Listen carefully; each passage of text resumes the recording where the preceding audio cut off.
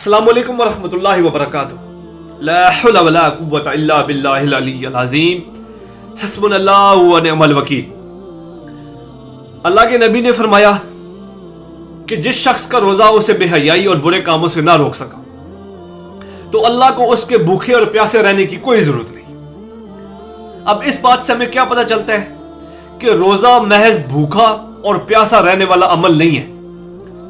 اب جب روزہ بھوکا اور پیاسا رہنے والا عمل نہیں ہے تو روزہ کس چیز کا نام ہے؟ روزہ خود کو برائی اور بے حیائی سے روکنے کا نام ہے۔ اب ہم نے کس چیز سے خود کو روکنا ہو تو ہم اس کے اپوزٹ کام کریں گے۔ اب ہم نے بے حیائی اور برے کاموں سے خود کو روکنا ہے تو ہمیں کیا کرنا پڑے گا؟ ہمیں نیک عمل کرنے پڑے گی۔ اب اللہ کے نبی سے پوچھتے ہیں کہ اللہ کے نبی ہمیں بتائیے کہ وہ کون سی چیز آپ ہمارے لیے چھوڑ کے گئے ہیں، وہ کون سا ایسا عمل آپ ہمارے لیے چھوڑ کے گئے ہیں کہ جس کو ہم پکڑیں گے تو ہم بے حیائی اور برے کاموں سے رکیں گے اور ہم نیک عمل کر سکیں گے۔ تو اللہ کے نبی نے فرمایا کہ میں تمہارے درمیان دو چیزیں چھوڑ کے جا رہا ہوں، قرآن اور اہل البیت۔ یہ اللہ کی رسی ہے، ان کو مضبوطی سے پکڑے رہنا۔ پھر ایک مقام پہ فرمایا کہ میرے اہل البیت کے معاملے میں اللہ سے ڈرتے رہنا۔ اب اللہ کے نبی نے قرآن کو رسی سے تشبیہ دی کہ یہ اللہ کی رسی ہے، اس کو مضبوطی سے پکڑ لینا۔ اب جب ہم رسی کو دیکھیں تو رسی کے دو سرے ہوتے ہیں، ایک سرا ایک کے ہاتھ میں، دوسرا سرا دوسرے کے ہاتھ میں ہوتا ہے۔ اللہ کے نبی نے فرمایا ہے کہ قرآن وہ رسی ہے کہ جس کا ایک سرا اللہ نے اپنے ہاتھ میں رکھا اور دوسری اور پوری رسی کو اللہ نے آسمان سے زمین پہ گرا دیا۔ اس کو پکڑ لینا یہ تمہیں اللہ تک لے جائے گی۔ جس طرح یہاں پہ لوگ کہتے ہیں نا کہ اللہ تک پہنچنے کے لیے مختلف سیڑھیاں ہیں، کتب، ابدال، غوث وغیرہ وغیرہ جو یہاں پہ لوگوں نے بنائے ہوئے ہیں، تو یہ بابوں کا خدا ہے۔ کتابوں کا خدا کیا ہے کہ اللہ کے نبی فرما رہے ہیں کہ قرآن ایسی رسی ہے کہ جس کو تم مضبوطی سے پکڑو گے تو اللہ تک پہنچ جاؤ گے۔ یہ اللہ کی رسی ہے جو اللہ نے زمین پہ لٹکائی ہوئی ہے۔ سر، قرآن ایک ایسی ویلیویبل بک اس دنیا میں موجود ہے کہ جو ہمیں دنیا کا کوئی بھی مسئلہ ہو، دنیا کو کوئی بھی کام ہو، ہمیں اس کتاب سے رہنمائی ملتی ہے۔ لکھنے والے لکھتے ہیں کہ اللہ تعالیٰ نے اس کتاب کے اندر جو درزی کا کام ہوتا ہے نا، اس کے بارے میں بھی ذکر کیا ہوا ہے کہ کافر اس وقت تک جنت میں نہیں جا سکے گا جب تک سوئی کے اندر سے اونٹ نہ گزر جائے۔ اب سوئی کون استعمال کرتا ہے؟ درزی، کپڑے سلائی کرنے کے لیے۔ تو دیکھیں چھوٹی چھوٹی مثالیں بھی اللہ تعالیٰ نے دی ہوئی ہیں۔ ایک حکمران نے کیا کرنا ہے قرآن سے پتہ کرے، اس کے مشیر نے کیا کرنا ہے قرآن کے اندر حکم نازل ہے، گھر کے سربراہ نے کیا کرنا ہے قرآن میں حکم موجود ہے، عورتوں نے کیا کرنا ہے، مردوں نے کیا کرنا ہے، بچوں نے کیا کرنا ہے، ہر چیز اس کتاب کے اندر موجود ہے۔ قرآن کی ویلیو کیا ہے؟ اللہ کے نبی نے فرمایا کہ قرآن ایک بہت عظیم کتاب ہے، جو اس کو پکڑ لیتا ہے اس کے لیے ہدایت ہے، اور جو اس کو چھوڑ دیتا ہے اس کے لیے اس دنیا اور آخرت میں کوئی ہدایت نہیں۔ سر، دنیا میں بھی قرآن ہماری رہنمائی فرماتا ہے اور بروز قیامت بھی قرآن ہماری شفاعت فرمائے گا۔ کس طرح شفاعت فرمائے گا؟ اللہ کے نبی بار بار چکر لگائیں گے اور جہنمیوں کو نکال کے جہنم سے جنت کی طرف لے کے آئیں گے، جتنا اللہ تعالیٰ نے اللہ کے نبی کو اختیار دیا ہوا۔ اب جب سب امتی نکل جائیں گے، کچھ رہ جائیں گے، تو دروغے جہنم کہے گا کہ اللہ کے نبی آپ کے سارے امتی ہی جہنم سے نکل چکے ہیں سوائے ان کے کہ جن کو قرآن نے روک لیا ہے۔ سر، یہاں پہ سمجھنے کی بات ہے کہ قرآن نے جن کو روک لیا ہے جہنم کے اندر، قرآن نے جن کی شکایت لگا دی، ان کو اللہ کے نبی بھی جہنم کے اندر سے نکال کے جنت کی طرف نہیں لے کے جا سکتے۔ دروغہ جہنم کہے گا کہ اللہ کے نبی جن کو قرآن نے روک لیا ہے وہی رہ گئے ہیں، باقی سارے آپ کے جتنے بھی امتی تھی سب جنت میں چلے گئے۔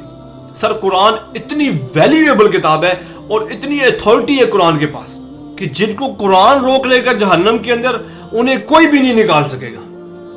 اللہ کے نبی نے فرمایا اپنے صحابہ کو کہ صحابہ، تمہیں معلوم ہے کہ میری امت کا سب سے مسکین آدمی کون ہے، میری امت کا مفلس آدمی کون ہے؟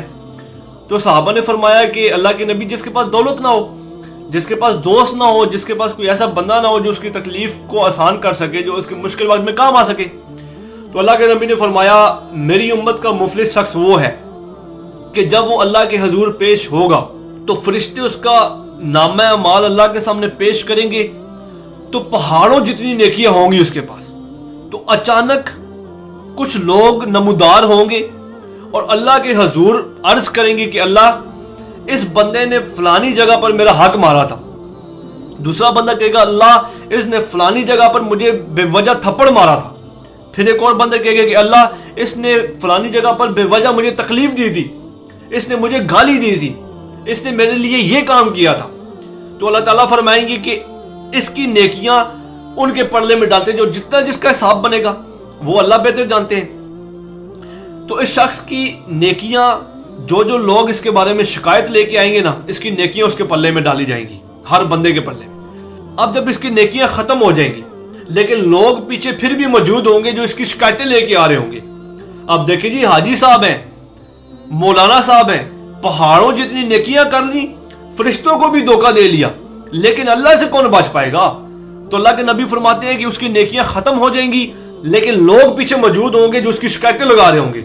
تو اللہ تعالیٰ فرمائیں گے کہ اب ان لوگوں کے گناہ اٹھا کے اس کے پلڑے میں ڈالتے جاؤ, اس کے اعمال نامے میں ڈالتے جاؤ. تو جب ان سب کے گناہ اس کے اعمال نامے میں ڈال دیں گے تو اللہ کے نبی فرماتے ہیں کہ اللہ تعالیٰ اس کو اوندے منہ جہنم میں پھینک دے گا. سر اب یہاں پہ شکایت لگانے والے کون لوگ تھے؟ عام انسان. اب انسان کی لگائی ہوئی شکایت اتنی بھاری پڑے گی انسان کے اوپر, تو جس کی شکایت قرآن پاک نے لگا دی اس کا کیا حشر ہوگا؟ اس کو قیامت کے دن کہاں پہ چھپنے کی جگہ ملے گی کہ جہاں پہ اللہ کے نبی کو بھی یہ کہا جائے گا کہ بس ابھی پیچھے وہ بچ گئے ہیں کہ جن کو قرآن نے روک لیا. سر یہ اتنی ویلیویبل کتاب ہے, یہ اتنی امپورٹنٹ بک ہے کہ جس کا ہمیں اندازہ ہی نہیں ہے. یہاں پہ لوگ کہتے ہیں قرآن ڈائریکٹ مت پڑھنا, قرآن ترجمے کے ساتھ مت پڑھنا, قرآن خود مت پڑھنا, گمراہ ہو جاؤ گے. استغفر اللہ. انہوں نے قرآن گمراہی کے ذریعہ بنا دیا ہمارے لیے.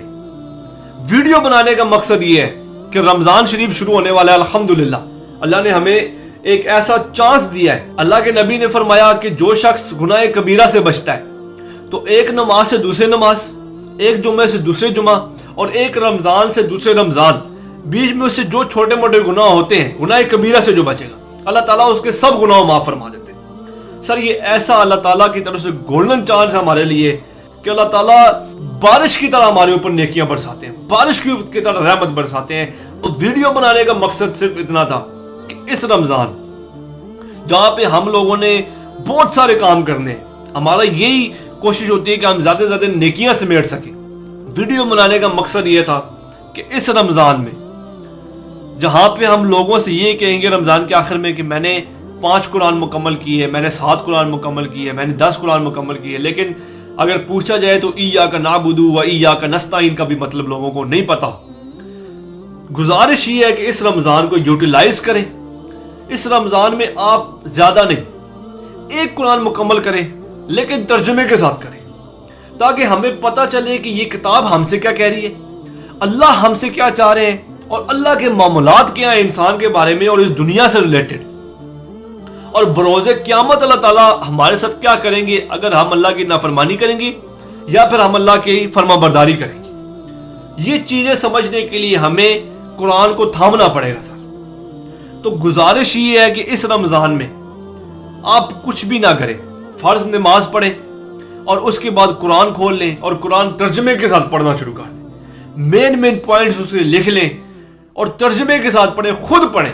ان لوگوں کی باتوں پہ دھیان مت دیں جو کہتے ہیں کہ قرآن ڈائریکٹ مت پڑھنا. سر آپ شروع کریں گے, اللہ تعالیٰ آپ کو ایسا راستہ دکھائیں گے کہ میں کہتا ہوں کہ آپ کہیں گے یار یہ اللہ ہے, جو یہ باتیں اللہ کی جو اللہ انسان کے ساتھ کر رہے ہیں, جو انسان سے چاہ رہے ہیں. تو گزارش یہ ہے کہ اس رمضان کو یوٹیلائز کریں اور ایک قرآن کم سے کم ترجمے کے ساتھ مکمل فرمائیں. یہ التجا ہے, یہ گزارش ہے, یہ درخواست ہے. باقی اللہ تعالیٰ ہمیں عمل کی توفیق عطا فرمائے. اللہ تعالیٰ ہمیں قرآن کو سمجھ کر اس پر عمل پیرا ہونے کی توفیق عطا فرمائے, اور ہمیں ان باتوں کو سمجھنے کی توفیق عطا فرمائے جو کہ قرآن ہم سے کہہ رہا ہے, جو کہ اللہ ہم سے کہہ رہا ہے. اور بروز قیامت آج دنیا میں ہم اگر قرآن کو پکڑیں تو بروز قیامت اللہ تعالیٰ ہماری قرآن کے ذریعے شفاعت فرمائے. بروز قیامت قرآن وہ دن ہمارے اوپر نہ آئے کہ قرآن ہماری شکایت لگا رہا ہو, ہمارے اوپر وہ ٹائم آئے کہ قرآن ہماری سفارش کر رہا ہو کہ اللہ اس نے دنیا میں مجھے پکڑا تھا, اس نے دنیا میں مجھے پڑھا تھا, مجھے سمجھا تھا, لوگوں کی باتوں پہ دھیان نہیں دیا تھا, تو آج میں سفارش کرتا ہوں آپ کے ذریعے اس بندے کو بخش دیں.